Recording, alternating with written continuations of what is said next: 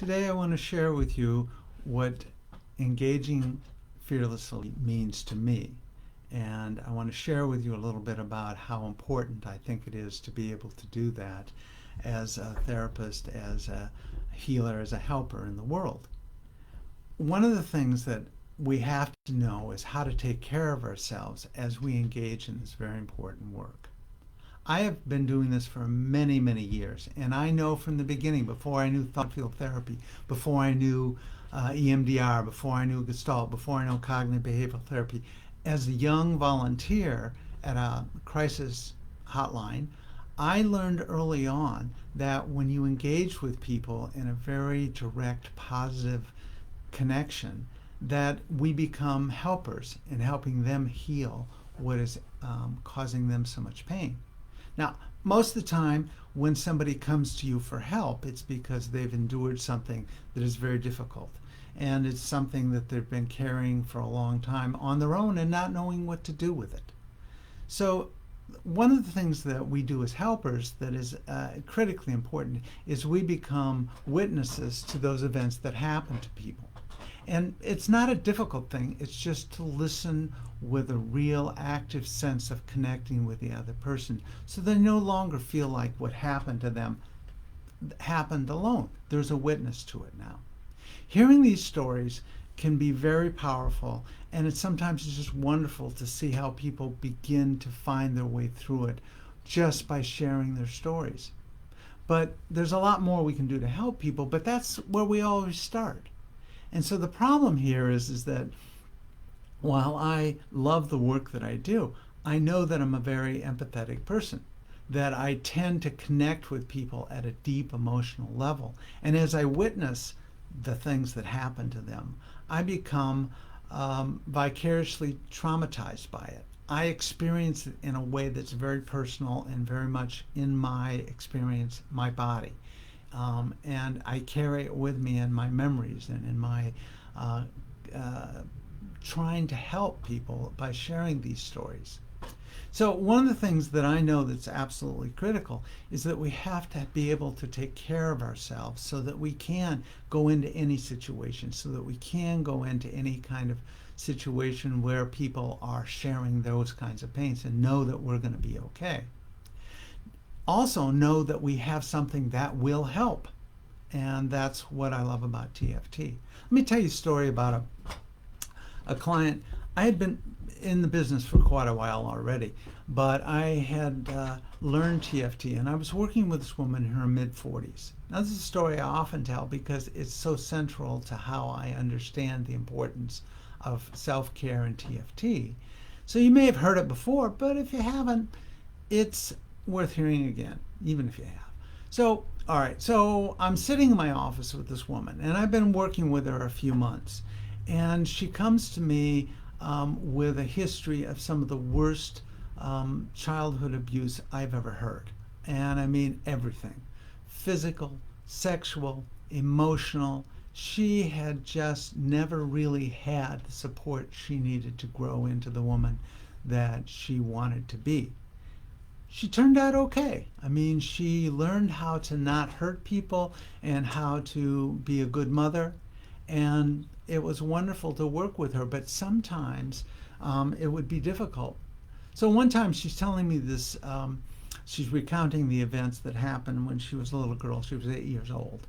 And she had already been sexually abused in a number of ways. And in this particular event, she was telling me about how she had been physically abused and how she was being forced to abuse other children or to witness other children who were also being abused. And as she described in great detail the kinds of things that were required of her and required of the other children, I began to just feel so much pain. I felt the pain. I felt the and I couldn't even just hide it with anger or rage or with anything else. I just felt this deep, deep pain.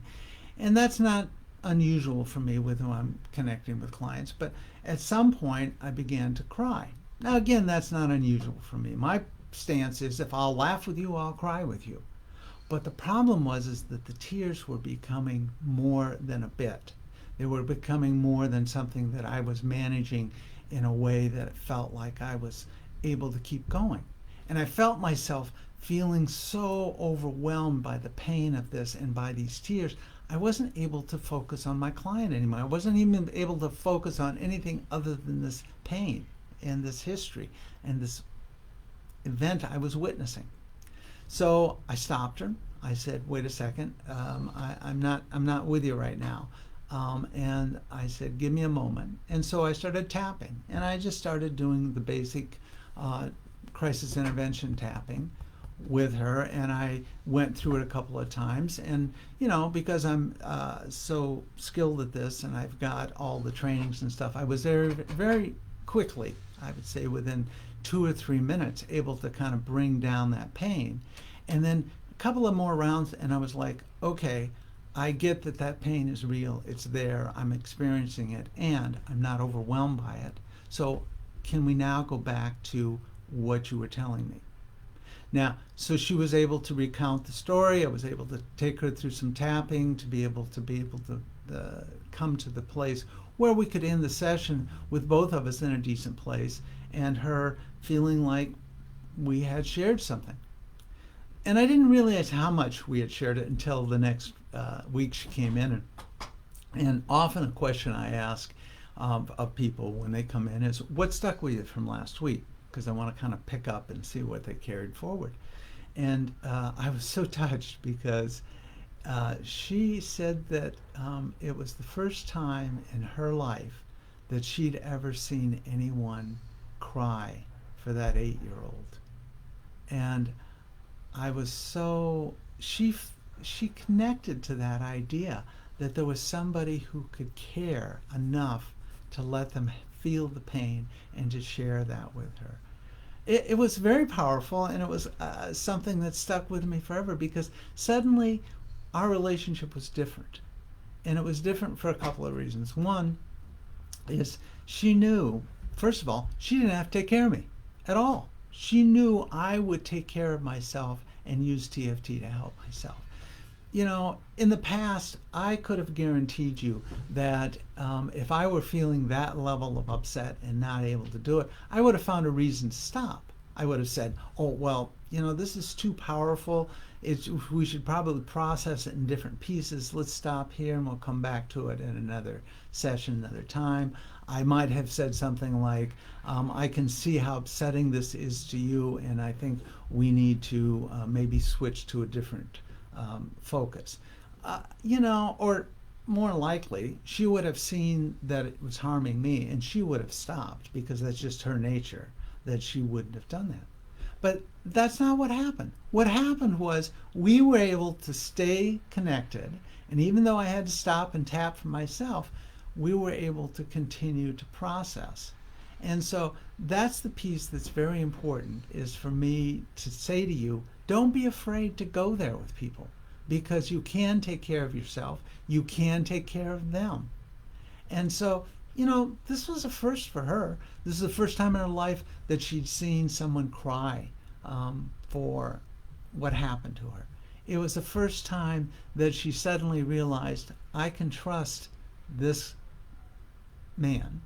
And this was the first. This is the first time she'd ever really shared the story in this way, especially with a man, with an authority figure. I was their therapist, right? And so it became important for her to recognize that she could do this with other human beings. It changed our relationship, and we went forward knowing that we didn't have to worry about getting too far into that pain. So anyway, that's what TFT did for me, and that's what I mean by engaging fearlessly. I don't worry about how am I going to take care of myself. I don't worry about how am I going to take care of my clients, because I'm fully trained in TFT. And sometimes I engage with people in areas where I'm not quite sure what's the best thing to do, where's the right way to go, what's the absolute best way to happen here. But because I can use TFT at the advanced level using muscle testing, I can trust that the other person will be able to lead us in the right direction for what is necessary for them, because we can communicate in this nonverbal way that's very powerful. Anyway, I want to share this with you, and I want to remind you that anybody can do this work, and you can train anybody in how to do this. But more importantly, I want you to know, don't be afraid to engage in helping others. My mission is about ending, violence in the world. To do that, you got to bring down the pain and the suffering. You've got to heal people so that we stop this cycle of violence. And you can do that. And I'm glad that you're listening to this. I'm glad you're thinking about that. And if there's anything I can do to help you, I would love to do that. Go to my website, www.rlbray.com. And you can tap on the Try TFT, and there's a button there that you can try some tapping. You can email me with questions. Let me know how I can help. And I want to just say to you, what you do is important. I always end my trainings by thanking people, because I don't think we get to hear it enough.